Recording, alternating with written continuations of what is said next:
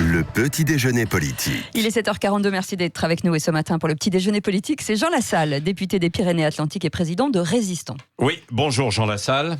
Bonjour. Vous étiez hier aux côtés des agriculteurs, à l'appel de la FNSEA et des jeunes agriculteurs qui ont bloqué le périph' parisien et les Champs-Élysées. Vous soutenez totalement leur démarche alors ou pas ?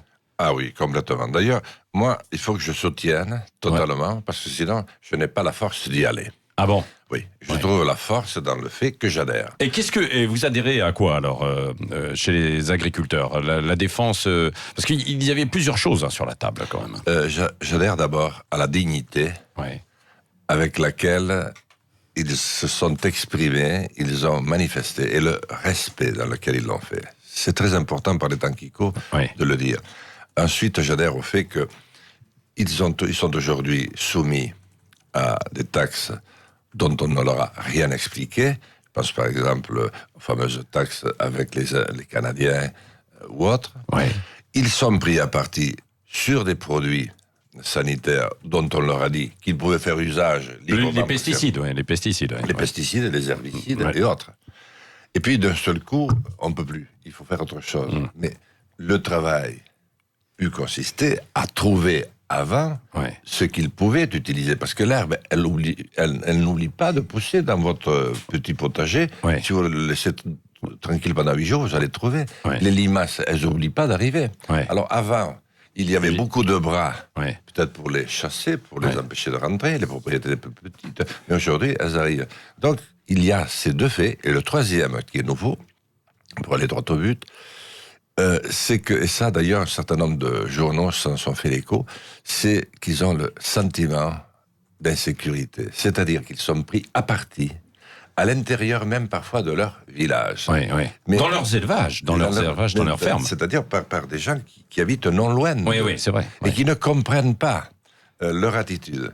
Et ils se demandent chaque fois qu'ils sortent avec le tracteur et une pompe, s'ils ne vont pas mettre le cancer à leurs enfants. Ou si leurs élevages ne créent pas la malbouffe qui les fait grossir, etc. Donc, c'est un élément qu'on a connu dans le passé, mais pas avec cette radicalité-là, pas avec autant de radicalité. On les frappe.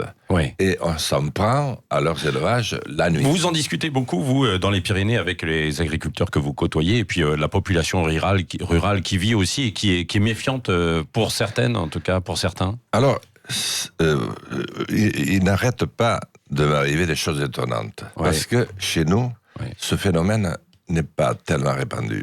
Nous avons la chance de constituer d'abord un département riche, un département équilibré, qui a gardé une agriculture homogène, et il n'y a pas de source véritablement de conflit. Il y en a eu à propos de quelques élevages porcins, comme partout, mais il n'y a pas ces sources-là. Donc je ne suis pas un très bon exemple, et puis surtout, nous avons un taux d'installation agricole, notamment en Pays Basque, qui est le plus important de France, donc des jeunes qui parlent à d'autres jeunes. Mais je l'ai vu dans les départements voisins, des Landes, du Lot-et-Garonne, où c'est très très fort, et bien au-delà, c'est le problème de toute la France. Alors Jean Lassalle, donc hier, il y a une délégation qui a été reçue par le ministre de l'Agriculture. Il y aura une nouvelle rencontre la semaine prochaine avec Édouard Philippe. Que peut le gouvernement ? Est-ce qu'il ne faut pas relancer des états généraux peut-être de l'agriculture et tout poser sur la table là ? Oui, exactement. Moi, je vais poser, pendant la présidentielle, malheureusement, personne n'a pu l'entendre, j'avais proposé campagne de France, grande cause nationale. De façon à ce qu'il y ait un débat sur l'ensemble du pays, et même dans le 16e, le 7e, le 6e arrondissement. À Paris, quoi. À Paris, Partout. Pour qu'on se rende compte que d'abord, si nous sommes aussi connus à travers le monde, c'est parce que nous avons Paris et quelques autres choses, mais parce qu'on mange bien. Qu'on a des vins d'une qualité extraordinaire, qu'on a des produits, et qu'on a aussi un territoire qui est un véritable jardin à la le nôtre, vue d'avion. Et ça, c'est quand même le travail des paysans et des maires, des agriculteurs. Mais que nous pouvons perdre ça. Nous ne sommes pas une charge pour le pays et pour la nation. Nous sommes une grande richesse. Le problème, c'est qu'avec le temps, ça s'est inversé. On a donné des primes aux agriculteurs qu'ils ne voulaient pas, et aujourd'hui, ils apparaissent comme des mangeurs de subventions. De subventions, oui. Et puis des gens qui ne font plus leur boulot. Oui, bon, alors est-ce que vous voulez être à leur côté et porter un petit peu leur message? Parce qu'ils ont eu parfois du mal à être entendus. Vous allez continuer de vous battre à leur côté ou pas? Oui, avec mon style et puis... oui, non, mon mais c'est pour statut. ça que vous avez un style particulier, parfois des actions originales. Est-ce que vous êtes prêt à amener des actions originales avec ces agriculteurs? Oui, alors les actions, il faut d'abord qu'elles aient du sens. Parce que tout ce que j'ai fait, ça avait toujours du sens et ça posait à la fois un problème local et un problème plus global à chaque fois. Et c'est-à-dire, c'est la valeur du symbole. Ça, c'est la politique. Donc, pour l'instant, je n'en ai pas trouvé, on n'en est peut-être pas là, mais c'est quand même très grave. Et ce qui est très grave, c'est le désespoir absolu qui règne. C'est-à-dire, ils ne voient pas de perspective.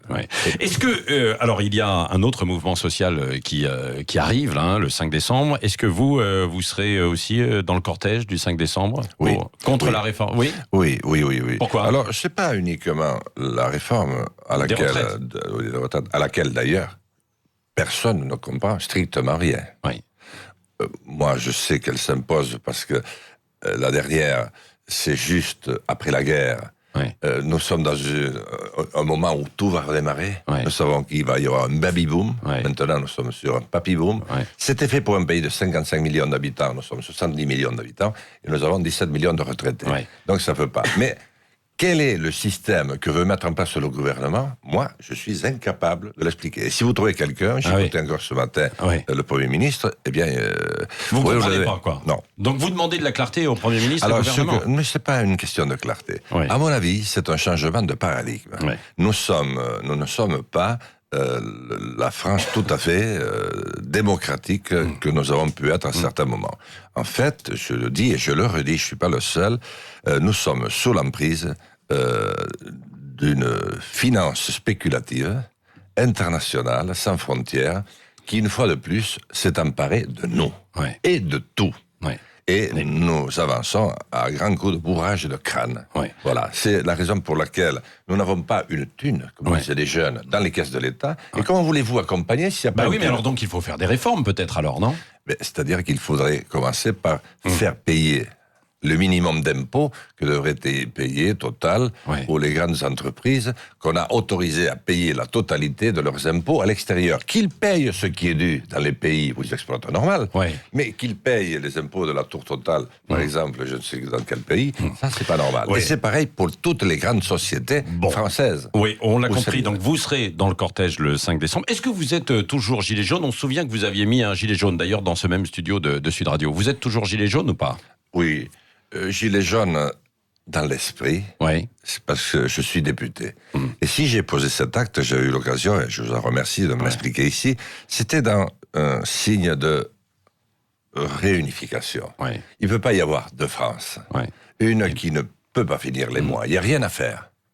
Et l'autre qui est petite, et l'autre qui en a plus qu'on ne peut en supporter. Voilà, qu'on ne peut en dépenser.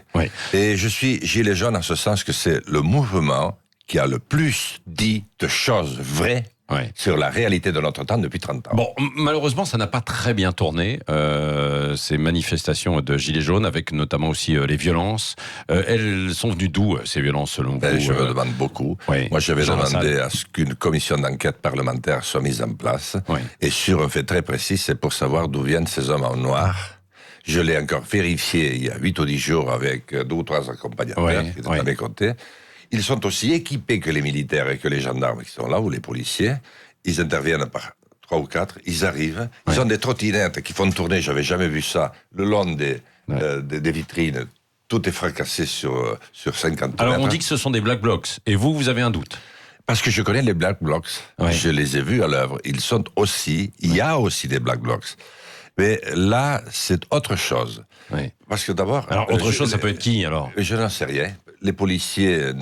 Alors, des policiers, vous dites? Non, ça peut être des policiers? Non, je ne sais pas. Mais les policiers sont pris à partie par eux. Ah oui. Donc, c'est pas non plus véritablement eux. Moi, j'ai vu 2 ou 3 reprises durant cet après-midi-là.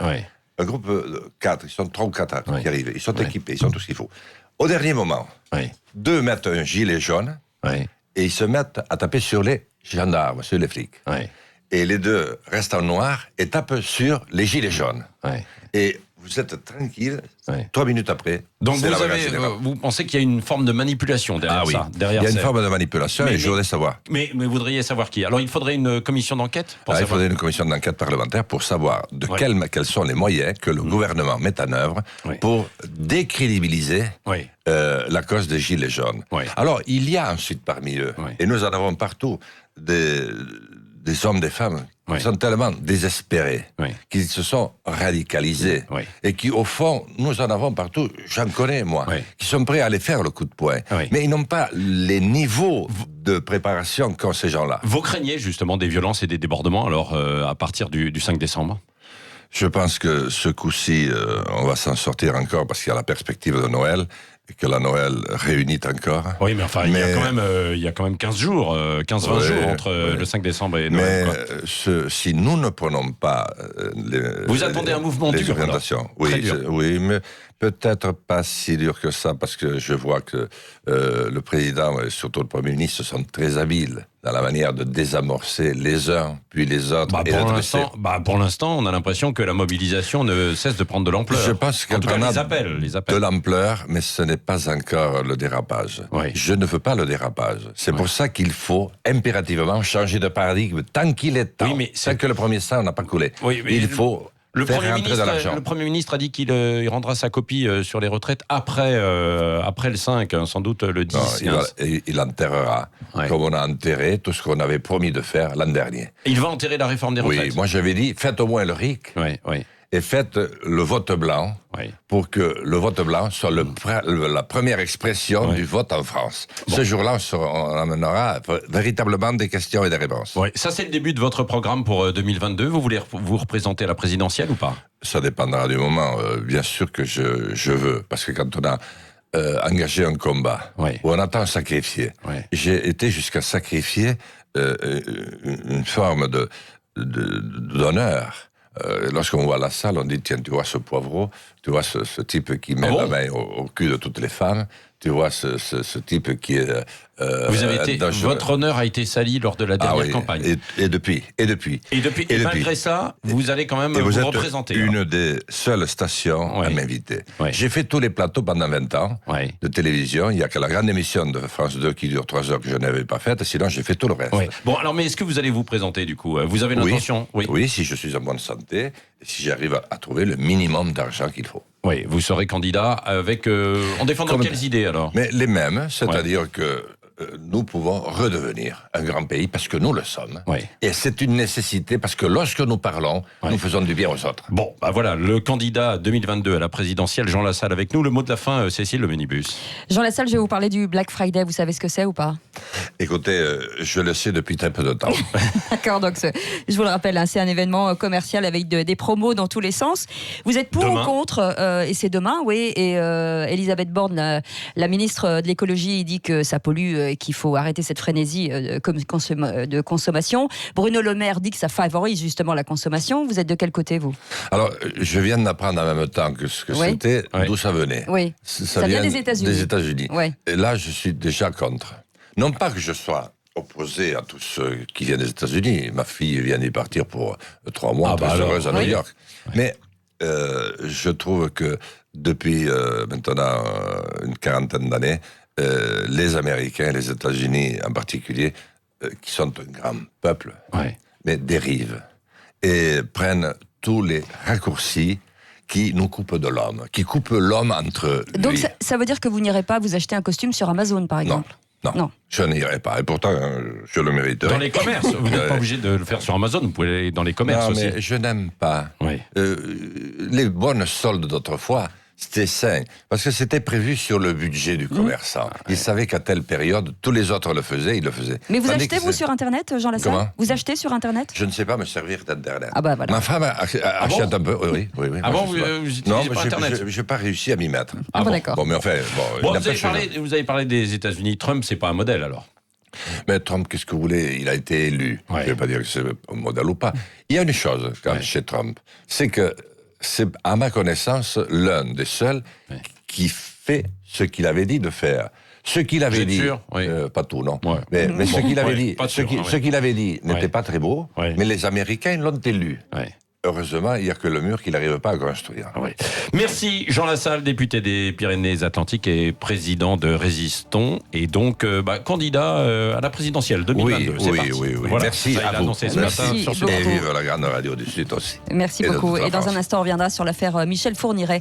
Et on aura l'avocat du papa de la victime en ligne. Restez avec nous, 7h57. 5h-10h, le Grand Matin Sud Radio.